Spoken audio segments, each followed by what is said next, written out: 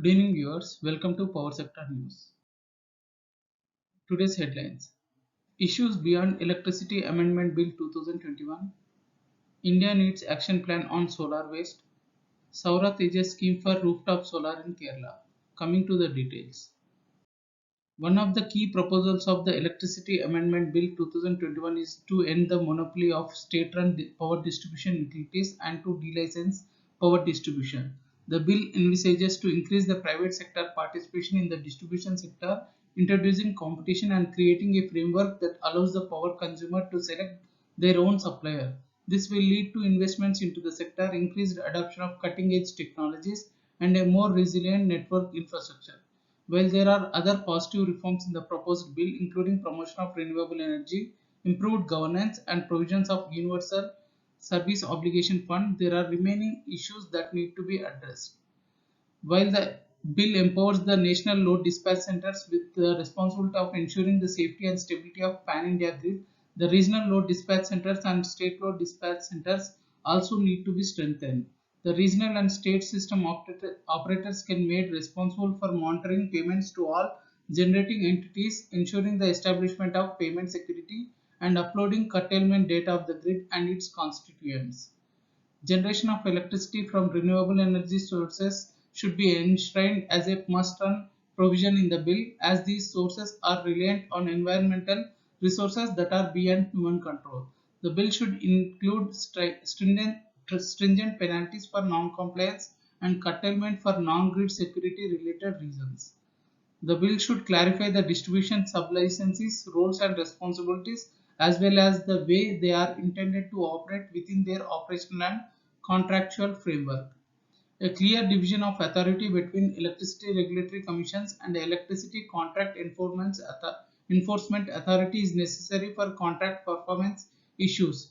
Disputes such as extension of scheduled commercial operation dates, change in law relief, and force majeure claims, while purely contractual in nature, have the potential to affect the tariff and may result in contract termination.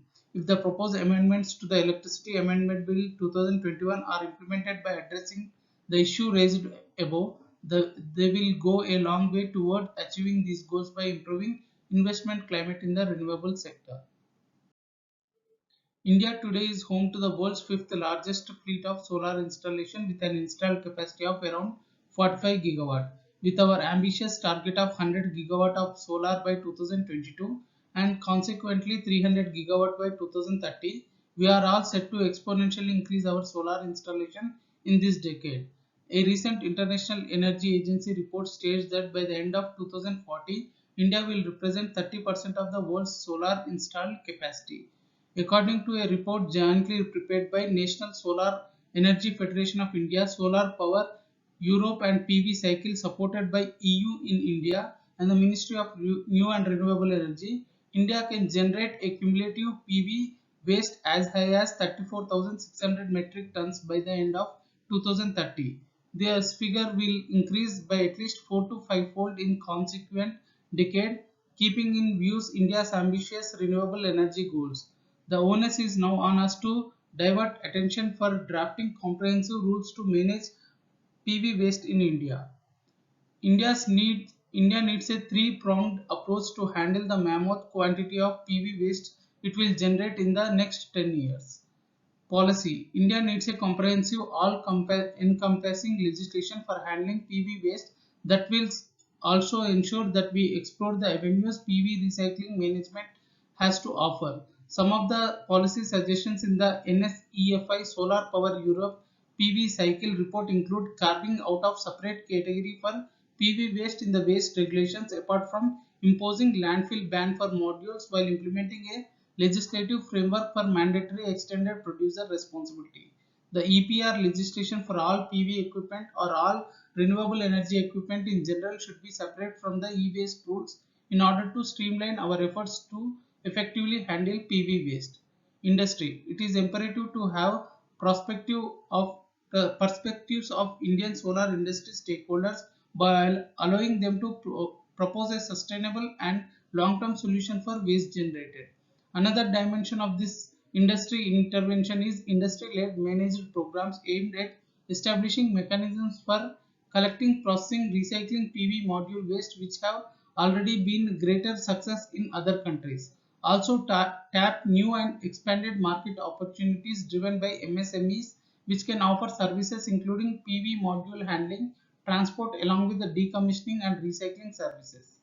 Technology. A parallel effort is required in ensuring homegrown recycling technologies are nurtured, incentivized, and promoted. Government funded research is necessary to identify and develop module recycling technologies and its allied infrastructure. Among the contemporary technologies, first solar's high value recycling process is highly regarded as it recovers approximately over 90% of the semiconductor material for reuse. PV Cycle, the Brussels-based solar panel recycling association, developed a mechanical and thermal treatment process that achieves 96% recovery rate for silicon-based photovoltaic panels. India should look at joint collaborations on the research and development front to leverage the existing technologies and Indianizing them for the Indian context. The Agency for New and Renewable Energy Research and Technology is back with an attractive offer for installing solar power plants for domestic consumers. Saura Tejas offer installation of grid-connected solar rooftop plants of capacity 2 kW to 10 kW. The net metering will be applicable for this Saura Tejas scheme, and hence the excess electricity generated can be fed to electricity grid of electrical utility. Financial assistance of 40% of the benchmark cost will be available up to 2 kW and 20% for 3 kW to 10 kW. Right from the registration process to commissioning will be managed through a digital platform, and proponents can avail themselves of this facility within a few minutes. Domestic consumers can apply by clicking the link Saura Tejas on the portal www.buymysun.com, which is the first ever e-marketplace for renewable energy managed by a government agency. Banking facility is also being arranged as a top-up loan for housing loans. Additional news today. 107 thermal power plants with cumulative capacity of 130 GW are running with coal stock of less than 7 days.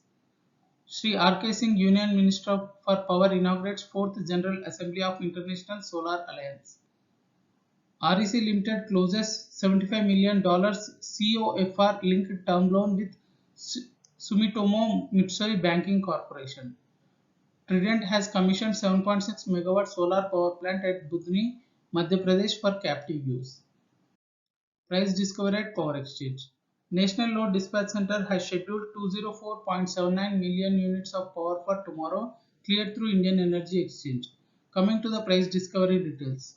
Price discovered during night 4 rupees 56 paisa per unit. Price discovered day 4 rupees per unit. Price discovered during evening 11 rupees 57 paisa per unit. Price discovered round the clock 6 rupees 18 paisa per unit. Weighted average price is 6 rupees 33 paisa per unit. There is no congestion for power transfer in the network, and the prices are uniform in all the regions. Thank you and good day.